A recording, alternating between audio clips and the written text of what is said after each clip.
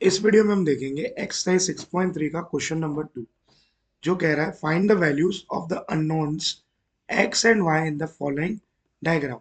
ठीक है, उसमें नंबर 1 देखो, एक ट्राइंगल है, उसके अंदर एक एंगल है एक्स, दूसरा 50 और तीसरा वाई, और बाहर हमें दे दिया है एक्सटीरियर एंगल 120। हमें एक्स और वाई निकालना है। देखो, हम ये जानते हैं कि एक्सटीरियर एंगल जो होता है वो सम ऑफ इंटीरियर ऑपोजिट एंगल्स होते हैं। ठीक है, देखो फर्स्ट का answer, exterior angle is equal to sum of interior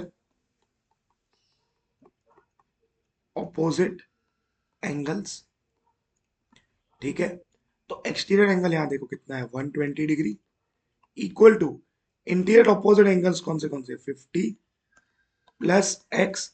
तो यहां से एक्स हमें मिल जाएगा 120 माइनस 50, तो एक्स का वैल्यू कितना आ जाएगा 70। एक्स का वैल्यू कितना आया 70। अब अगर मैं ट्राइंगल के अंदर की बात करूं, अब मेरे पास दो एंगल है, एक तो ये 50 और एक एक्स जो है 70। तो मैं एंगल सम प्रॉपर्टी लगा सकता हूं और उससे मैं वाई फाइंड कर सकता हूं बाय एंगल सम प्रॉपर्टी। ऐसा लिख सकता हूं, देखो x plus 50 plus y equal to 180, क्योंकि तीनों एंगल का टोटल कितना होगा 180। एक्स की जगह 70 plus 50 plus y equal to 180, तो y यहाँ से क्या हो जाएगा 180 माइनस 70 प्लस 50 कितना होगा 120, और 120 वो राइट हैंड साइड जाएगा तो माइनस 120, तो y का वैल्यू हमें मिलेगा 60 डिग्रीज। y का वैल्यू मिलेगा 60 डिग्रीज।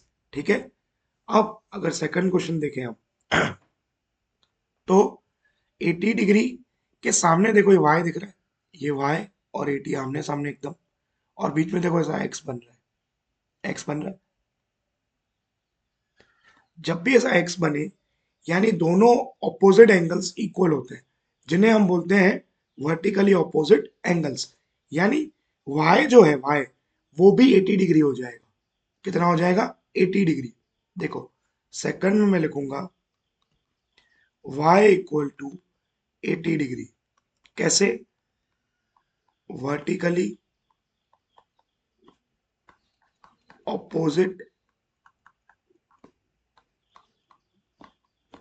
एंगल्स। ठीक है, अब देखो हमारे पास इसमें वाई भी मिल गया, हमारे पास एक एंगल है 50 और तीसरा हमें फाइंड करना है।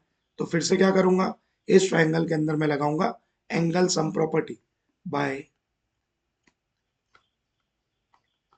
Angle sum property. ठीक है, देखो y plus 50 plus x equal to 180। y की जगह बेटा 80 degree plus 50 degree plus x equal to 180 degree, तो 130, 80 प्लस 50 130 हुआ, प्लस एक्स इक्वल टू 180, तो x का वैल्यू यहाँ से आ जाएगा 180 माइनस 130, तो x का वैल्यू मुझे मिला 50 डिग्री। इसको कर देंगे हाईलाइट, और यहाँ पे y को भी कर देंगे हाईलाइट, क्योंकि हमको ये दोनों फाइंड करने थे। ठीक है, थर्ड क्वेश्चन देखो क्या है अब देखो, हमें इस तरफ x एक्सटीरियर में, अगर एक्सटीरियर एंगल x देखो तो उसके इंटीरियर ऑपोजिट दोनों देखो दिए हुए हैं 50 प्लस 60।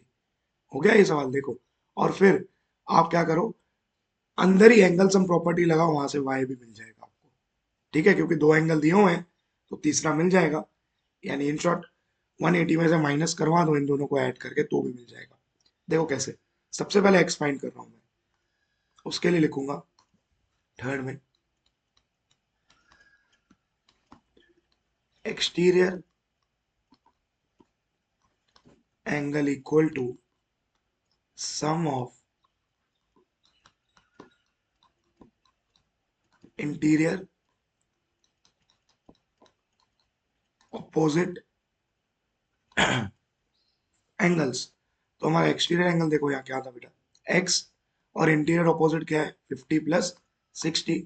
तो एक्स इक्वल टू 50 प्लस 60। तो एक्स का वैल्यू आया 110 डिग्री, ठीक है, 110। अब बाय एंगल सम प्रॉपर्टी हम ऐसा लिख सकते हैं 50 plus 60 plus y equal to 180, क्योंकि यही ट्राइंगल के अंदर तीनों एंगल है, ठीक है।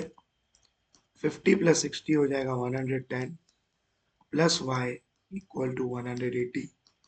तो वाई का वैल्यू यहाँ से आ जाएगा 180 minus 110, which means y equal to 70 degree. Clear है, क्लियर है, ठीक है।